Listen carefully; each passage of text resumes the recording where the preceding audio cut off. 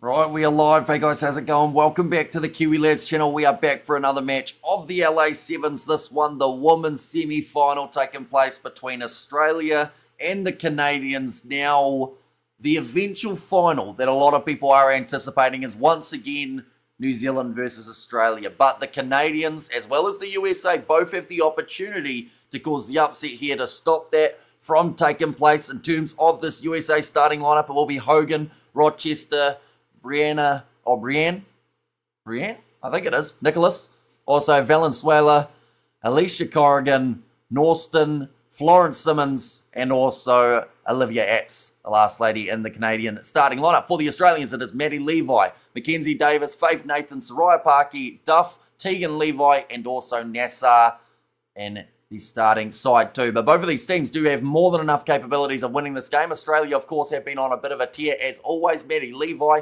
has been scoring tries for fun, but this Canadian side, if there is ever a time to get it right, it would be in LA here. At the end of the day, this is for the championship, or at least the next game is, but you have to, of course, win this game first and foremost. Australia, they'll be kicking off this one from left to right. For Canada, they have to shut down Madison Levi as much as physically possible if they do want a chance of winning this match. But Tegan Levi, her sister, will kick this one off, and it is nicely claimed by Canada. While wearing the white with the black trim for this contest, moving across field, Olivia Apps with a quick hands now on the outside. Already a little bit of space opening up here for the Canadians. Run forward from Hogan, Rochester, making her way up to 40 metres out from the try line. Of course, do let me know who you think will win this game. Kick it behind from the Canadians, something that you don't see too often in the game of sevens, although in LA, we've actually seen it quite a bit this weekend. Samoa even in their last game having about 4 kicking attempts. But Australia with Soraya Parkey will just try and move a bit further away from their goal line, currently sitting 5 metres out from it. And Australia are going to go for the kick now. Winning the foot race this time will be Canada, although a bit of a loose ball. Hard to pick up, but well controlled around the halfway line. Maddie Levi trying to get in the breakdown, unable to do so. Rough bouncing ball, close to a knock-on for the Canadians. They are already 1 minute in. It has already been a bit of a frantic start. We have not had a stoppage as of yet. Trying to find that next gap. Aussie's defence normally does hold extremely strong. Pick and go there. Olivia Apps almost was in right place, right time for the offload. And Australia with Soraya Parkey does win the penalty. Now, quick tap taken by the Australians as they will start to move off to this right-hand side. Faith Nathan thought about the pass. She'll go herself and she scores the first try of the match for the Australians. Faith Nathan behind the posts. So it should make it a nice, easy kick. And let's go, Canada. Come on, ladies. See, here's a Blues Nate there. I think quite a few people are going for the underdogs across these 2 games to see possibility of a rematch of the Pacific Force series between Canada and USA. It did take place just recently. A big win for the Canadians there. They might find themselves playing off for the 3rd place and the overall standings. And this is one of those comps that Australia definitely will want to win. New Zealand getting themselves the overall win for points scored throughout the regular season. Australia would love nothing more than to lift the trophy right at the end of this one. We have got Hamish who's going through men's playoffs. First match is Argentina versus Spain. Other matchup will be New Zealand, South Africa. So a big one around the corner there too. Hello, says Harry. Welcome in. If you are doing well, that one has been kicked into touch by Tegan Levi. Also didn't travel the 10 metres off kickoff, so it means that Canada will have themselves the quick tap on the halfway line. Asia Hogan, Rochester, one of the key players in this Canadian side. Now taking the tap, and they will be back underway. Olivia Apps looking to shift this one off to the left-hand side. 40 metres from Aussie's line. Another offload there, beautifully done. Out to Corrigan, who sits down one defender, but Maddie Levi and Tegan both having to try and make the tackles there. Short ball almost to Apps, but a massive shot coming in. This is nicely done by the Australian defence. Corrigan again stopped just short of the line. Counter-ruck coming from Soraya Parkey. That is her 2nd penalty won in this contest, and that is now 2 in a row that she's been able to stop the hot attack of Canada. That's what quarterfinal our semi-finals due to the fact that there's only the 8 teams competing. It means that we're in a shortened format, which also means that there are less games for the side. So theoretically, whoever wins would have won their 5 matches. Or at least been close to winning the 5. Oh no, hasn't found touch with it. I don't know what's happened there for Tegan Levi, but she gets frustrated. That was a hospital pass and a half, but it's gone back. Parky not able to make the tackle this time.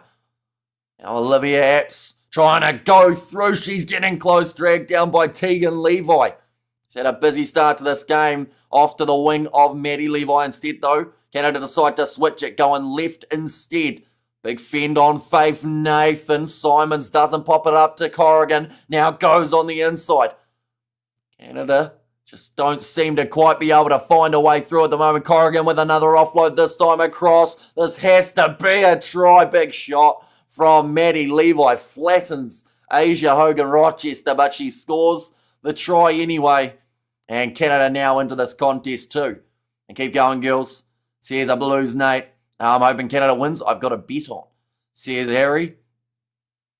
Yeah, the big shot coming in. And then Asia Hogan-Rochester stepping around the Australian defence. Around Duff. And does get the conversion too. And try, let's go. Says Blues Nate. So this game's 7-7 after the 5 minutes. Now, Canada at times throughout this season have pushed Australia. So this shouldn't be too much of a surprise. This game is currently sitting equal after just the 5 minutes. That has gone extremely high and just travels the 10 metres. Corrigan cleans it up now for Canada. Now back across, Olivia Apps, Maddie Levi on this near side of the field. So Canada decide that they will go to the top. Nicholas pops it across now. The big shot coming in from the Australian defence. Nicholas fires it across. Left-hand side now, space opening up. It's a 3-on-1. Corrigan goes herself. She's going to be dragged down. Needed that pass. Maddie Levi over the ball, and that is an absolutely phenomenal bit of individual play. Corrigan maybe shouldn't have gone herself. Always going to be outrun by Maddie Levi. Her legs are about double as long as anyone else's out there on the field, and Australia cut the gap. One slight error from Canada leads to 7 points for the Australians. And that is why they are right up there in terms of the best for the women's sevens. They can turn defence into attack in an instance. Faith Nathan just getting a few breaths in before putting that ball down. But Corrigan, she did all the hard work of cutting the gap, but then she needed to get that next pass away. Maddie Levi was defending 3-on-1 and somehow made it look easy. I support Canada, but they are really up against it. Says Ellen, they are when they make mistakes like that. But Faith Nathan, she does score the try. Now Australia leading this one. It should be 14 points to 7. As this is not a difficult kick. Straight over. And Australia, looks like Faith Nathan's still catching her breath. And now she has to be ready to chase after this kickoff. 30 seconds remaining in this first half for a spot through to the final to face either New Zealand or the USA. And no room for errors in sevens. And the worst thing is, when you make an error in sevens, everyone knows who it was. Because you've given your certain position on the field. And if anyone misses a tackle, of course, you can always see who it was who wasn't able to make that tackle cleanly. But Australia now in the breakdown. I think Canada have lost their footing, so they will give away the penalty. Which means Australia have one last chance before the half. And actually a quick tap taken by Soraya Parky. A little bit of a sneaky one as the ball was still getting regathered. NASA almost goes through. And about 15 metres out from the try line now for the Australians. Currently with their 7-point lead heading towards the halftime break, but they can double it, turn it into, no, they can't, they've just dropped the ball. Wasn't the best pass to Mackenzie Davis. In fact, that was Duff, who was not too happy about that one, and that will be halftime now. 14 points to 7 between these two sides. The Australians with the lead. Like I said, whoever wins this goes on to face New Zealand or USA. That will be the next match that we are covering on the channel. Alongside that, we've also got the contest taking place on the men's side between Argentina and Spain, and then South Africa versus the Kiwis. So still plenty of ground that can happen, or plenty of movement that can also happen in the very near future in terms of who is through to the final, who's playing off for the bronzes, and they all pretty much happening back to back to back. So straight after that game, we've actually got a women's matchup that we are going to be covering between South Africa and Kenya. That will be the first ever game that we've done of the Kenya women's side. So I'm looking forward to seeing them in action as well. But currently the halftime break in this contest, Australia keeping it a high tempo, which normally works quite well for them, but eventually fatigue may start to set in just a little bit.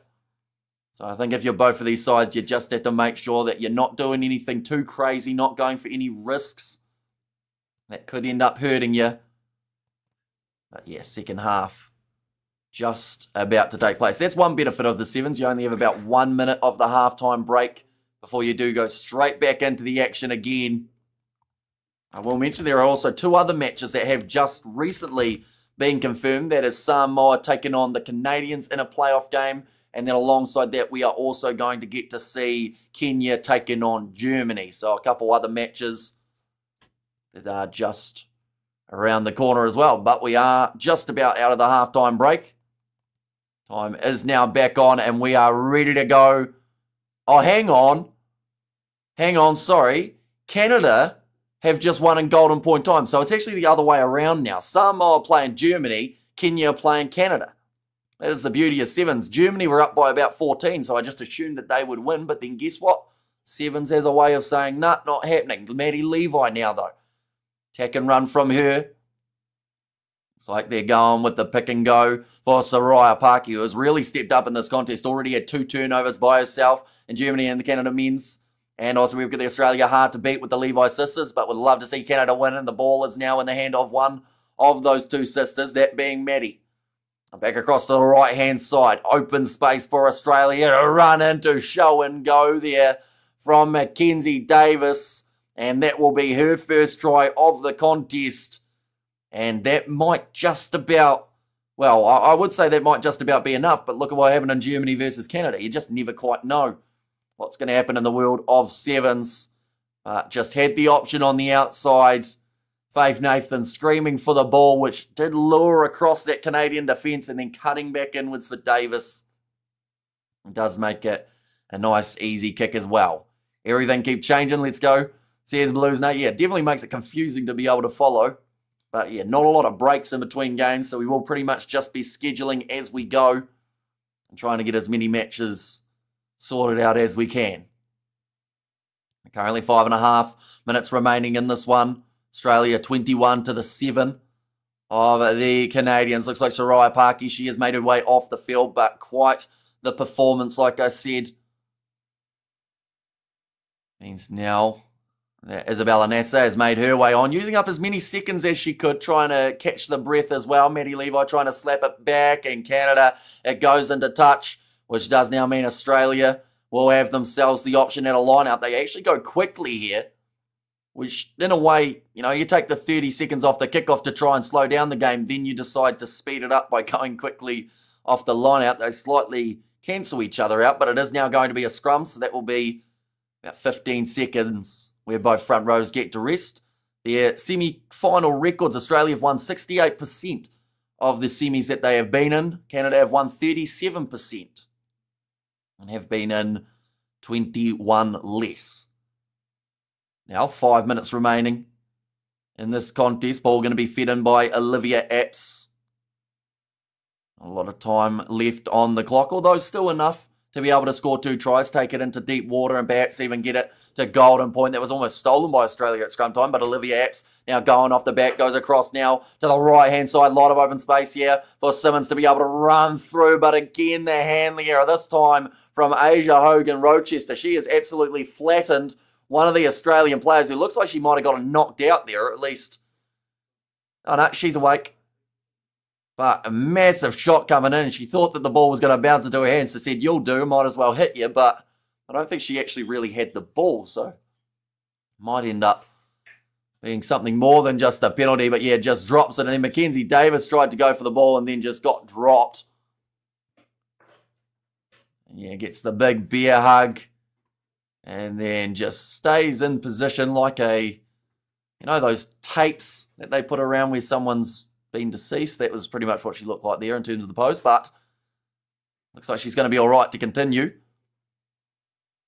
Currently sitting 4 minutes left in this match, and while close lines and good tackle, says the Blues Nate.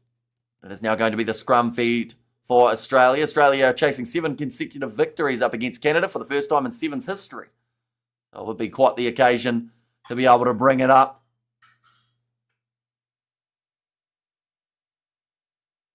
Right, scrum ready to be put down, so they will put the time back on. Call of nice and stable from the referee. Australia. Oh, that one was the opposite of nice and stable. Both sides started doing a crab walk before the ball was put in. Referee will reiterate. No movement till the ball is in. Now, going to be fed in by Australia.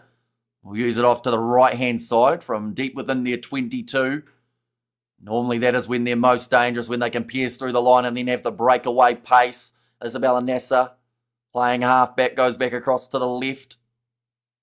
Currently for the Australians, they have got that 14-point lead. So theoretically, even if Canada were to score twice, they would have to make sure that both of them are converted to even take it back to the draw. Faith Nathan now, though, cuts on the inside. Oh, that was a risky pass, but Canada again have dropped the ball. Just seems to be happening far too often throughout this matchup. They aren't quite as secure in their handling as they've been in some of their past matches. Currently only the 3 minutes remaining on the clock here. One of those moments that this is where Australia can really capitalise if they get it right. And that is exactly what they will do. It's Ruby Nicholas who does score the run, or does score the try down the wing. And that will just about, well, you'd think that that would be the end of it. 2.5 minutes remaining for the Canadians. Too much ground to be able to get back into. The try for Ruby Nicholas there.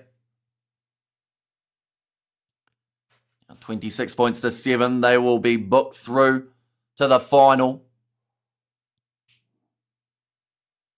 Olivia Apps looks like she will be making her way off the field. And that is going to be, I think, about the second or third Canadian sub that we have seen. So still maybe one more up the sleeve. Nicely taken inside of the 22 for Charity Williams. Puts in the fend, offloads it across, but Canada are deep within their own territory and need the quick fire tries. Nice salad dummies from Nicholas. Ball on the inside again. Finds Norston. Well, a little bit of a rough pass, and again, the handling of Canada, dropping the ball.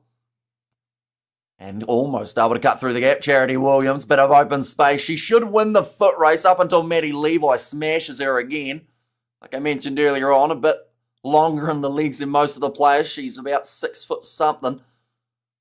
So probably a good 6 inches or more taller than anyone else in the field. Now, up to the 22-metre line. And again, Canada, they just seem to be running out of time and running out of ideas of what they can do to break through this Australian defence. The offloads aren't really flowing. When they try them, they end up dropping the ball. Charity Williams has to bend down to grab that one pretty much off the ground for the pass.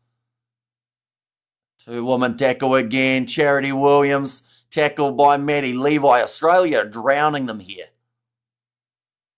But 70 seconds remaining. Charity Williams very slow to get back up to her feet, and she was the lady who made her way off the bench. It just shows you how physical and how fast-paced this Australian side has been. But the question is, with such a quick turnaround, will they be fatigued for their final? It all depends on how that USA versus New Zealand match goes. It is taking place in only about a minute's time. We are going to be covering that one on the channel. Following that, of course, the 2 matches of the men's semi-finals, Argentina, Spain, and then New Zealand versus South Africa. And then we've got even more games after that, South Africa versus Kenya in the women's. And then also the matchup between will be Samoa and Germany, I believe. And then also Canada versus Kenya. Now going off to the right-hand side here for Canada. And we're Aussie girls too strong here. Yeah, they've just looked like the much better side out there on the park, and they have got themselves another turnover now for Australia. 30 seconds or even less than that now. Now, across to the right-hand side. Back across. They've still got plenty of time.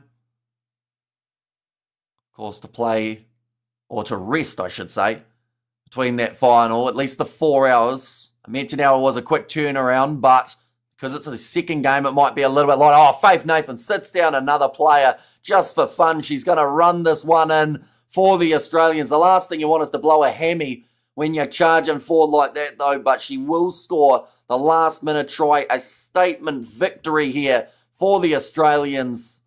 And they will thoroughly look forward to their final where they will face either New Zealand or the USA. I had a very long pause there between the US and A, but it's going to be a great match when it does take place. Nonetheless, we are popping over to the next live stream, taking place between New Zealand and also the USA. So we will see you all for the next one.